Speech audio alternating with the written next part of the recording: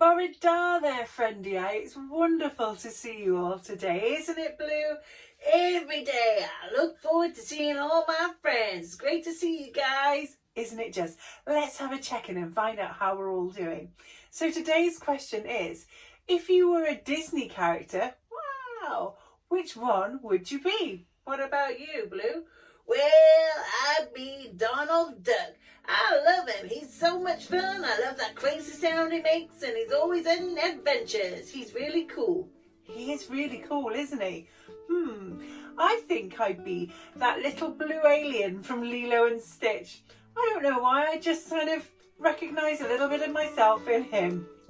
Anyway, today we're going to be making a bowl out of tissue paper, so that's really cool, isn't it?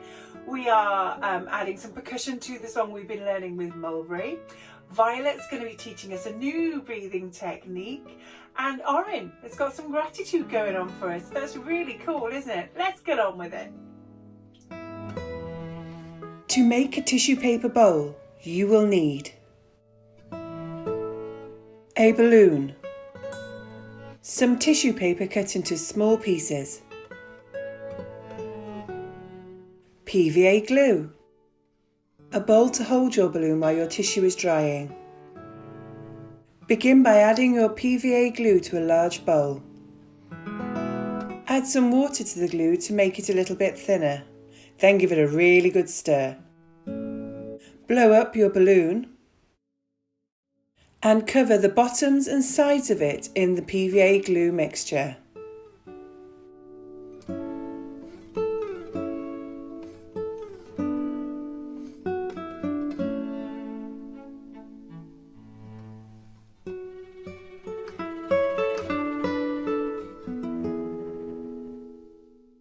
Now dip your gluey balloon in the paper tissue bowl, covering all areas of the balloon that's got glue on it. This gives it a good layer of colourful tissue paper.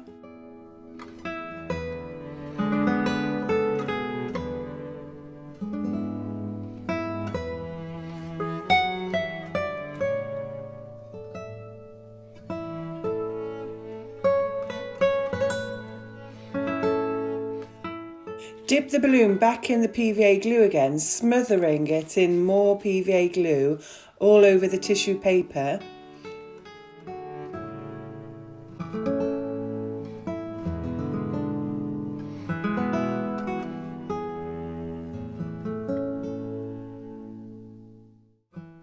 And dip it back into the bowl of tissue paper. This creates more layers. Keep doing these steps until it's the thickness that you want it to be.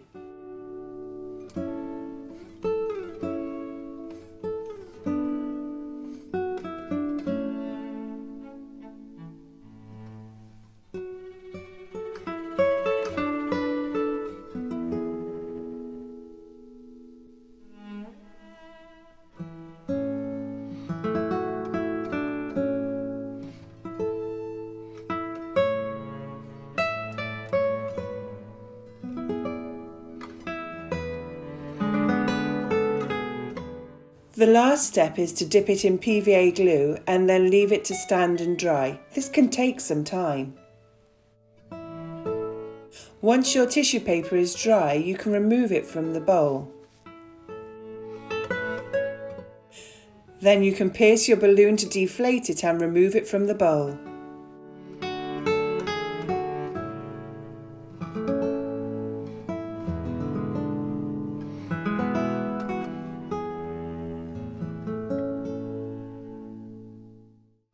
Now you may want to trim the edge of your bowl to neaten it up.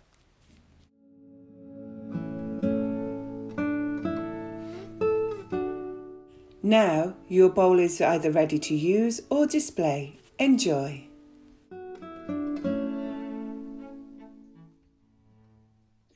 I'm so grateful to see Oren this morning. It's really wonderful to see you, Oren. How are you doing? G'day everyone, how are you? I'm doing good today. I'm feeling really positive, and hopefully we can spread a bit of that cheer amongst everyone, can't we? Good idea. So what are we doing then, Oren? Well, today's a gratitude day, so in a minute you're going to have to get the gratitude jar out, Miss Nick.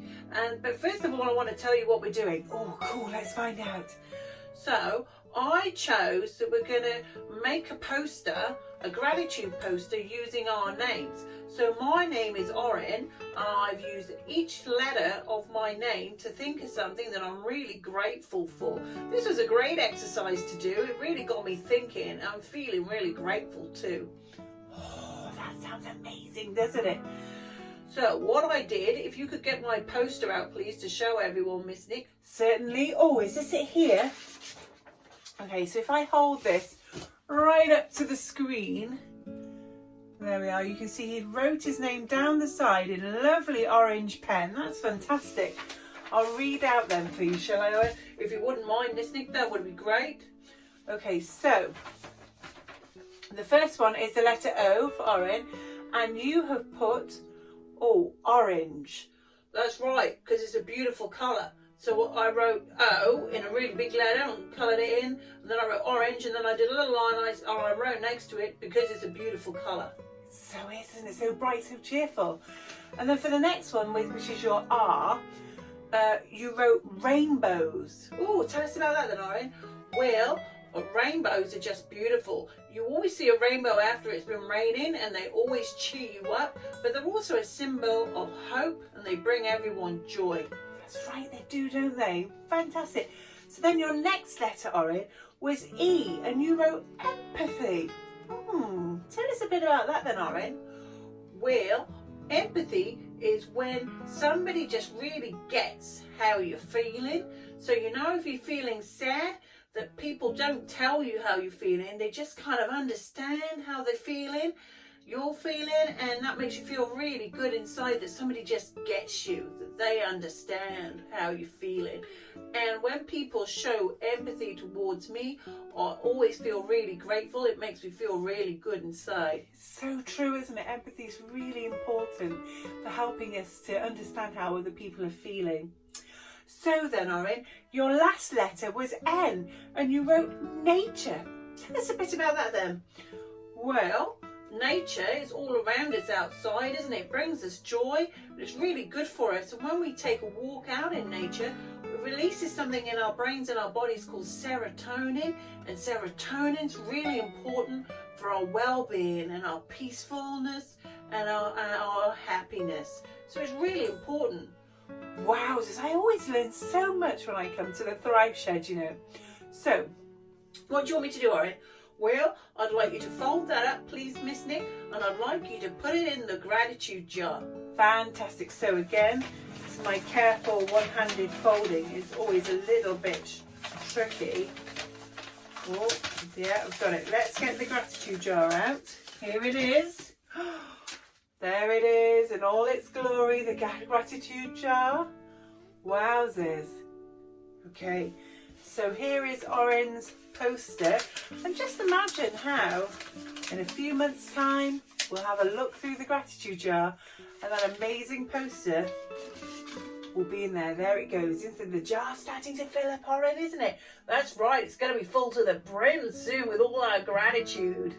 It's great, isn't it, to have the opportunity to give thanks just for us, things that we do and things that are outside in our environments as well. How fantastic. Thank you for sharing that with us today, Oren. You're welcome. See you next time. Today's fabulous story is called Ish. It's written by Peter H. Reynolds, and it's a story about how when a little boy discovers that actually things that his artwork it doesn't have to be perfect all the time, and the joy and the freedom that comes from realising that. It's really wonderful. Let's listen. Ramon loved to draw. Anytime, anything, anywhere. One day, Ramon was drawing a vase of flowers. His brother Leon leaned over his shoulder. Leon burst out laughing. "What's that?" he asked. Ramon could not even answer. He just crumpled up the drawing and threw it across the room. Leon's laughter haunted Ramon. He kept trying to make his drawings look right, but they never did. After many months and many crumpled sheets of paper, Ramon put his pencil down. "I'm done." Marisol, his sister, was watching him. "What do you want?" he snapped. "I was watching you draw," she said. Ramon sneered. "I'm not drawing. Go away." Marisol ran away, but not before picking up a crumpled sheet of paper. "Hey, come back here with that." Ramon raced after Marisol, up the hall and into her room.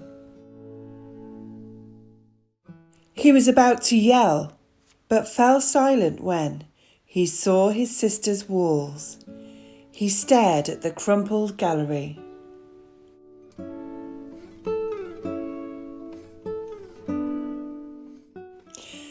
"This is one of my favourites," Marisol said, pointing. "That was supposed to be a vase of flowers," Ramon said, "but it doesn't look like one." "Well, it looks vase-ish," she explained. "Vase-ish?" Ramon looked closer. Then he studied all the drawings on Marisol's walls and began to see them in a whole new way. "They do look ish," he said. Ramon felt light and energized. Thinking ishly allowed his ideas to flow freely. He began to draw what he felt, loose lines quickly springing out without worry. Ramon once again drew and drew the world around him. Making an ish drawing felt wonderful. He filled his notebooks.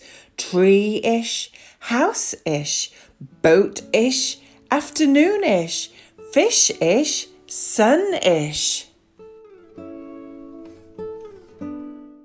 Ramon realised he could draw ish feelings too. Peace-ish, silly-ish, excited-ish. His ish art inspired ish writing. He wasn't sure if he was writing poems, but he knew they were poem-ish. Ponder, ponder, ponder, dream yonder. Pond, pond, yond, yond, gleam, wonder. By Ramon.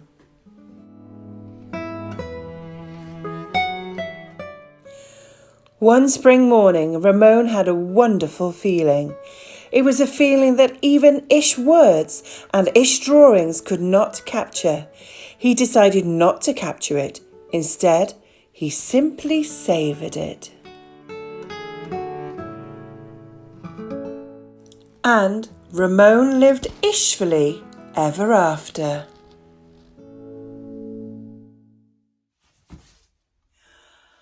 I'm so excited Mulberry's here. I can't wait to continue learning the song that we've been learning over the last few sessions. It's so exciting. And we learnt the last part yesterday. So what are we doing today, Mulberry?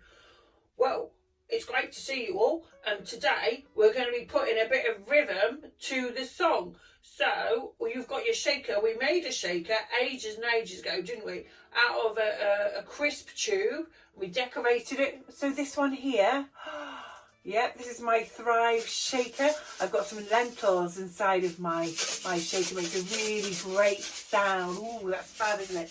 So we're going to be using the shaker then, Mulberry. Great. That's right. So I'll sing the song, you shake it, and then you can have a turn with everyone else, Miss Nick. Sounds like a great idea, doesn't it? Okay, are we ready?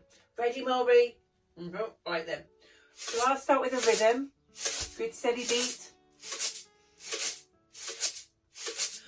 I can be grateful for things big or small. Looking around me, I see them all. Sunshine and flowers, the breeze in the air. Hugging my loved one to show that I care. I'm grateful for quiet, for feeling at peace. Positive thinking is what I'll achieve. It's amazing, isn't it? I don't really know what happened to my rhythm team. I started off steady, but then once he started singing, I needed to give it a bit more, didn't I? Yeah, give it a bit more. Are you ready to have a go at this song with me? Okay. I can be grateful for things big or small. Looking around me, I see them all. Sunshine and flowers, the breeze in the air. Hugging my loved ones to show that I care. I'm grateful for quiet, for feeling at peace. Positive thinking is what I'll achieve. Big feeling. Oh, so much fun. So much fun. That was brilliant. Thank you so much, Mulberry. Well, thank you all for having me. It's always great having those positive messages. And you know, when we're singing and we've got the rhythm, it lights up more parts of our brains than doing any other activity. So it's always worthwhile singing a song or humming a tune or just keeping a beat. Such good advice, Mulberry. See you next time. It's hula time. Let's take a look and see if I'm still improving, shall we?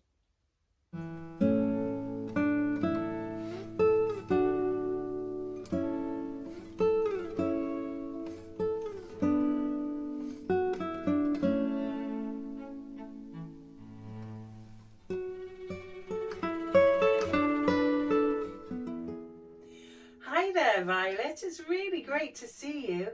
Oh, hello everybody. It's really wonderful to see you all today.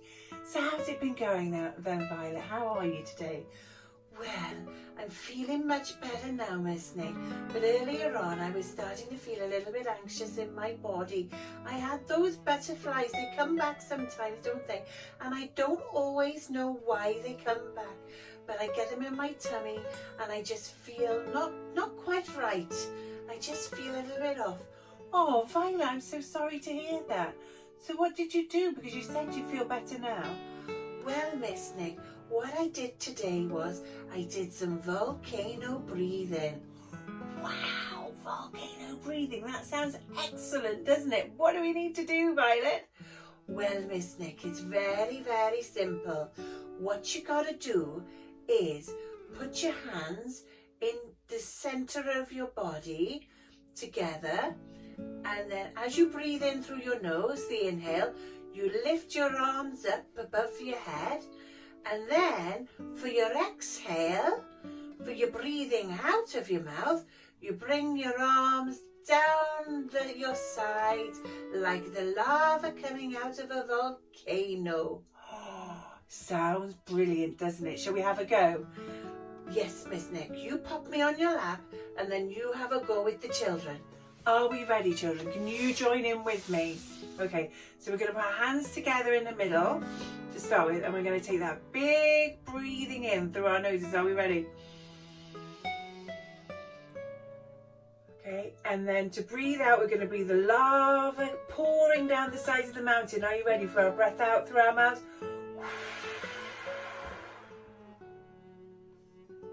That's good, wasn't it? Should we do another one? In through our noses. Hold it there for just a moment, and then we're going to go out through our mouth, breathing out through our mouths, bring our arms down.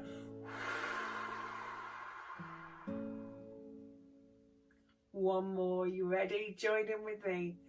Breathing in.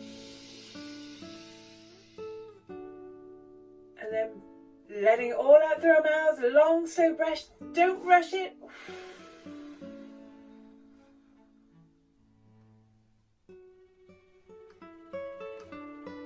Wowzers, what did we think of that?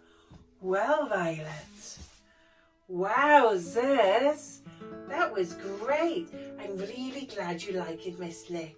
It's really, really helped me with those long, big, deep breaths out, really calmed my body down. And it told my brain, you are calm, you are calm. And with that, it all calmed down. What a wonderful way, isn't it, of calming down? I feel really tranquil now. Thank you, Violet, for sharing that with us. See you again next time. Ta-da, everyone. It's Would You Rather time. Are you ready, Blue? Oh, well, look, he's so ready, isn't he? Today's question is, would you rather only be able to walk on all fours? Ooh, that would be tricky, wouldn't it, Blue? Or would you rather only ever be able to walk sideways like a crab? I don't think that would be great either. What do you reckon, Blue? Well, Miss Nick, I don't really think I want to do any of those. I know what you mean, Blue. It's tricky to decide, isn't it?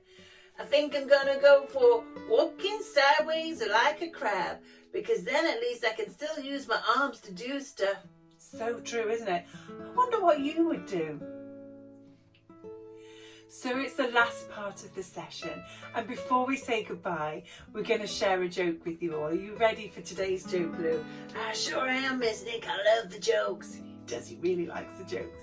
So, are you ready? Knock, knock. Who's there? Boo! Boo-hoo! No need to cry, it's only a joke.